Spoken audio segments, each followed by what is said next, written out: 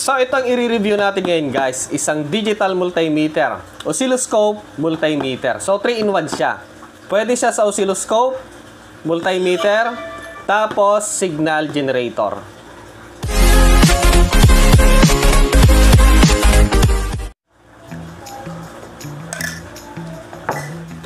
So ang pangalan nito guys na multimeter ay Mastool MDS9208. So, pwede siya sa oscilloscope, digital multimeter, tapos signal generator. Okay. So, pinadala sa atin ito guys ng Banggood. Para sa mga interested, puntahan nyo po sa description box. Nandun po yung link nila. Tapos yung link ng product na to. So, ang price po nito guys sa Banggood ay nasa 3,576 pesos. Okay. So, 3-in-1 na multimeter. So, pwede siya sa voltage, ampere, resistance, capacitance, diode. Tapos, on-off test, frequency, low voltage, low current. Tapos, hanggang sa 10 ampere na kaya niyang i-test. Okay. So, dito sa kabila, pwede siya sa digital multimeter, oscilloscope, then signal generator. Yung isang Mastool kasi dito, si 8208 ay oscilloscope lang siya tapos digital meter. Tapos dito, kinumpleto nila, meron na siyang signal generator. So, susubukan natin mamaya. Okay, so tingnan natin yung laman sa loob ng box ng, meron pa siyang mga spec dito. Okay, so buksan natin. Ayun meron siyang pouch. Galing. Tapos yung mga test prod. Ibig sabihin, meron na siyang built-in battery. So, hindi na natin kailangan. Likewise, dito sa previous version nila, si Mastool 8208, wala pa siyang built-in battery. Nilalagyan pa lang.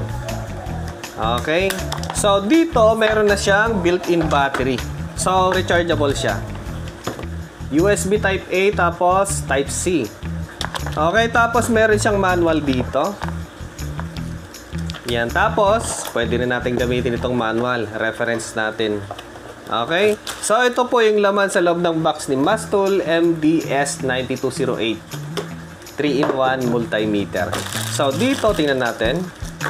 Yan yung kanyang test prod. Nasa 1 meter. Tapos meron siyang mga takip. So tanggalin na natin. Tapos dito tayo mag-concentrate kay mismong tester. Ang maganda nito, meron siyang pouch. Yun nakasupot pa siya. Okay. Tanggalin natin. Ayan. So, ang ganda guys kasi meron na siyang pagka-rugged. Kagaya dito sa isang review ko dito. Para siyang rugged tester. Tapos, ang maganda sa kanila ay mayroon na silang built-in battery. So, i-charge na lang natin sila. Hindi na natin problema ang battery. Meron na siyang built-in battery sa loob. Tapos, rechargeable. So, buksan natin for the first time. Ayun Mas maliwanag siya kay 8208. Buksan natin. Ayun Tapos, pwede pa nating ilipat ng brightness. Yan naka-high, low. Ayun pares sila sa low. Pero dito, kay 08, hindi pwedeng lakasan yung brightness niya. Dito pwede. Medium, yan. High. Okay, so pagbukas natin sa kanya, naka-medium siya kagad. So kung gusto mong mag-save ng battery, lipat mo sa low. Yun nga lang kasi, eto ay rechargeable na siya. So, no worry guys. Okay? Sa high tayo. Yan. So, straight tayo kagad. I-test natin kagad sa AC muna. So, dito, pag AC, resistance, tapos DC, dito tayo. Tapos, pag milliamp dito, tapos yung output ng kanyang signal generator. Tapos, 10 ampere. Dito, milliampere. Okay? Yun I-try muna. Dito, pwede nating ilipat. Ito yung select niya. So, ilipat natin dito ng AC. Ano pa meron? Dito na rin yung niya, yung pwedeng pag-test ng frequency. Then percentage. Okay, so dito yung factor ng kuryente kanina, balik siya sa DC. So dito pa lang multifunctional na siya. So hindi na natin kailangang ilipat doon sa hertz. at frequency. Percentage pala. So, dito, kompleto na siya. Okay, so AC muna. Ito yung gagamitin natin kasi pangit ang hybrid ko dito. Yun ah. Meron siyang stand. Matibay na stand. Okay. Tingnan natin kung ilan yung output niya. 220 volt AC. Tapos, yung frequency, 60 Hz. Okay? Okay, sa DC tayo ngayon. Yan. Ayan. 12.9 volt DC. Okay? So, patay din lang natin to save power. Yon. Tapos, dito ay meron din siyang reading para sa millivolt. Tapos, napapansin nyo, nagbabago yung kulay niya. Oh. Pag high voltage, nagiging pula. Mas maganda patayin natin yung ilaw natin. Ayun, oh. Boom. Diba? So, meron siyang warning kung just in case magre-read tayo ng mga high voltage. Lower voltage or cool, nagiging blue. Tapos, ayan. Ayun, oh. Nagbago na naman. Ayun, oh. Yun ang pamatay na design din niya. Okay. Tapos, resistance. Siya nga pala dito ay pwede sa DC at AC sa kanyang millivolt. Tapos, starting natin sa resistance ay mega ohms. Select natin. Diode. Buzzer. So, tingnan natin kung malakas.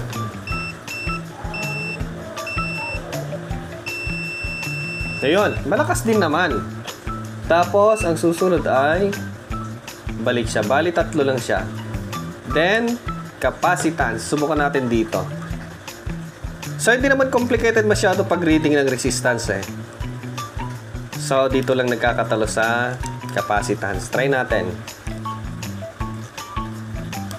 Yan. So, ito ay meron siyang capacitance na 1 microfarad. Tingnan natin. Ayun o, 1.0 microfarad. Sa nilalagay sa mga ano to, energy saver. 1 microfarad to 400 volt. 1.0 microfarad. Okay. Tapos, dito sa frequency. So, dito sa frequency, meron na dito eh, sa AC. Okay. So, hindi na problema, kumbaga, na mag-reading tayo. Yan o. Ayan. Isa-select lang natin. Tapos, sa ampere or microampere, milliampere. Meron siyang RGB, kumbaga. Diba? Ang lupet. Okay. So, subukan naman natin yung kanyang dito. Meron siyang oscilloscope. So, dito natin pipindutin sa auto. Long press lang natin. Kagaya din lang dito sa una. Kay 8208. Long press lang natin dito. Ayun o. So, ang nagbago dito ay sa time volt. Sa una kasi ay anong nakalagay dun eh? Sandali, tingnan natin. Yan. Ang nakalagay dito, range. Dito, volt. Tapos trigger. And AC or DC. So, dito walang AC or DC. Okay, so dito ay upgraded version ni Mastool 08. Ayan, 8208, 9208. Okay. Subukan natin na mag-test ng frequency. Yung volt natin ay nasa 200. Okay na yan. Tapos sa ating range ay try natin muna. Dito na lang para mas malinis yung kanyang output.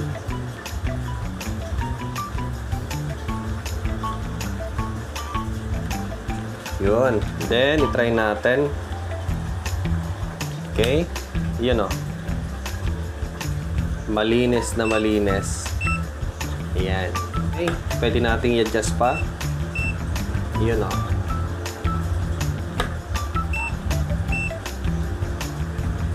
I-try natin dito sa hybrid na ginagamit ko sa bahay. Yan o. Ayun. Yung sinasabi ko na hindi malinis yung output niya. Mas maganda yung stable siya. Ayan. Yung sinasabi kong hindi malinis yung output ni POW MR. Yan o. Gumagalaw-galaw. Meron siyang mga konting spike. Okay. Para makita natin ang buo. Yan. Marumi yung kanyang waveform. Ayan. Kahit sabihin natin na wala siyang load, ganyan pa rin guys yung kanyang output. Tapos, naglalaro yung kanyang frequency. 51 ngayon. Pero nakaset ako sa 60. Ewan ko ba kung bakit gano'n. Yung sinabi nilang i-set mo siya tapos saka mapatay, then parang i-restart lang. Ganun pa rin. Okay. I-try natin na i-adjust yung kanyang volt. 100 volt. Kitang-kita na guys yung mga ano niya. Mga spike niya.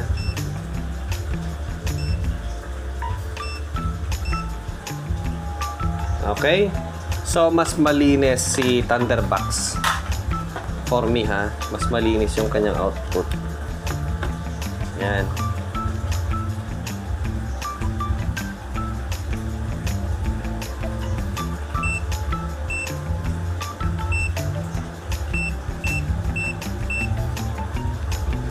Okay. Yan. So, yun yung kanyang oscilloscope. Then, kung gusto naman natin sa signal generator, patayin muna natin dito. Ngayon, dalawang tester ring gagamitin natin kasi titingnan natin yung kanyang frequency. Okay, dito mas marami siyang pipindot-pindutin. Yan. So, ngayon, tatanggalin natin yung kanyang test rod kasi dadirect natin, tutusok na lang. Okay, mas maganda nga sana meron siyang test rod na merong ipit.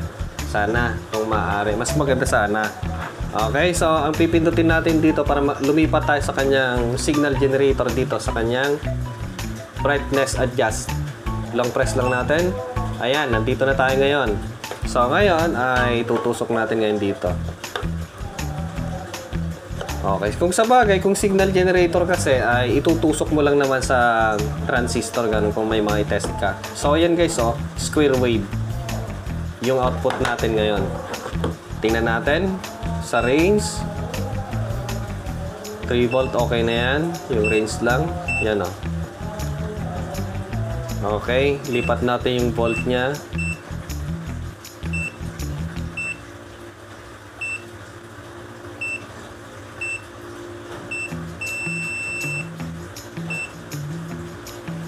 Okay, so yan yung kanyang output. Subukan natin itaas yung volt nya dito.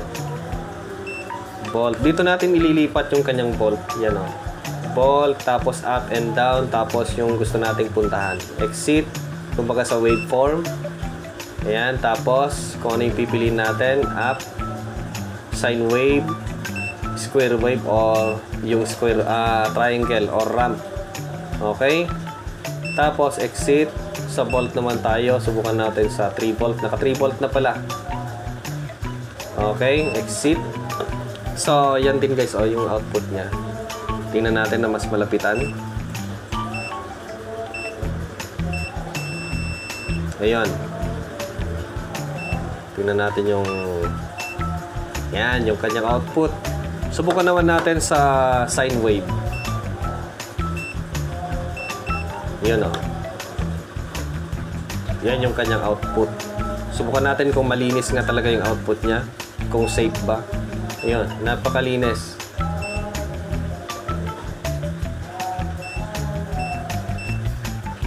Okay, try natin sa square wave. Yan. Okay, so ayos naman guys sa square wave niya. Karamihan sa mga PWM na power supply, yan yung ginagamit. Square wave. So dito pwede nating ilipat yung kanyang frequency dito sa gitna. Frequency, then up and down. Subukan natin sa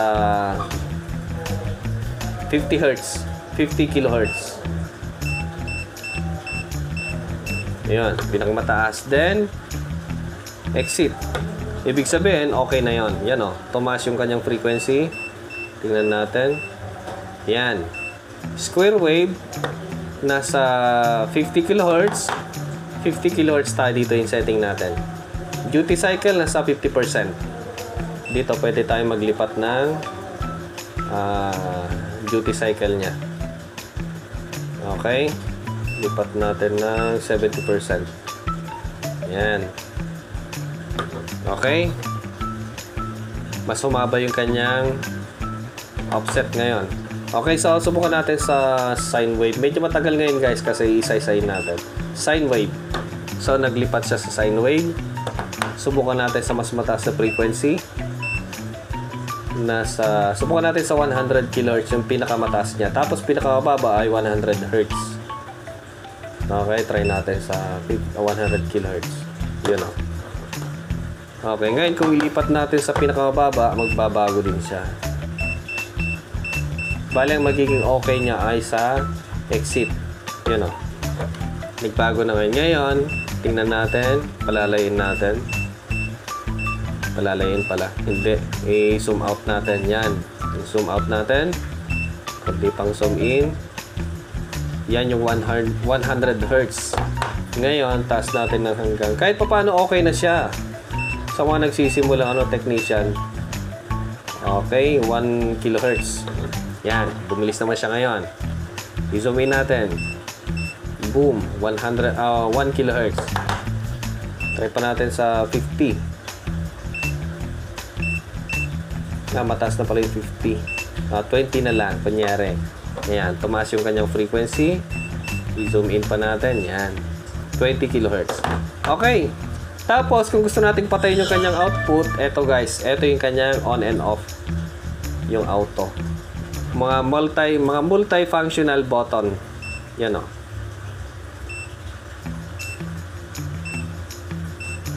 Okay. Tapos, kung gusto nating ilipat yung kanyang volt, dito. Select natin sa baba. 1 volt. Then, okay natin. Exit. Lumit na siya. Balik natin sa 3 volt.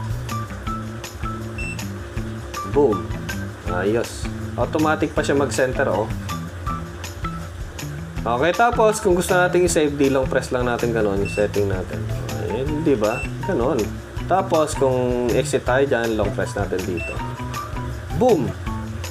So, para sa mga interested ng ganitong klaseng tester or multi-tester, at 3-in-1 tester, pwede siyang oscilloscope, signal generator, at digital multimeter. Ayan. So, para sa mga interested, nasa description box or nasa top comment section yung kanyang link. Okay. So, maraming salamat guys sa inyong panonood sa video na to. Next time ulit ay kita-kita na naman tayo sa panibagong vlog ni Juan Dilasag. Okay. Ganito na lang.